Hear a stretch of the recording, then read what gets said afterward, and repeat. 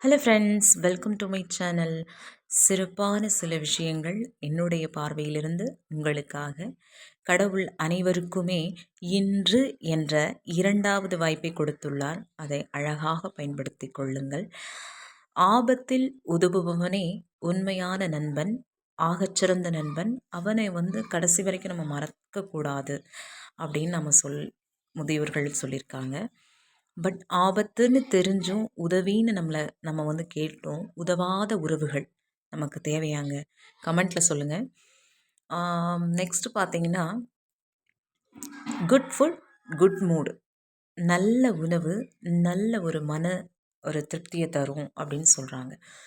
நம்ம ரிலேஷன்ஷிப்பில் அண்ணனுக்குள்ளேயோ இல்லை உறவு முறைகளுக்குள்ள மகள்கிட்டயோ மகன்கிட்டயோ கணவர்கிட்டயோ இப்படி உறவு முறைகள்கிட்ட ஏதாவது நமக்கு சின்ன ஒரு வருத்தம் இருந்தால் கூட நம்ம நல்ல ஒரு சாப்பாடு அவங்களுக்கு கொடுத்தோன்னா நாம் செஞ்சு கொடுத்தோன்னா அந்த வருத்தம் அவ்வளோ அழகாக அதை சால்வ் ஆகிடும்.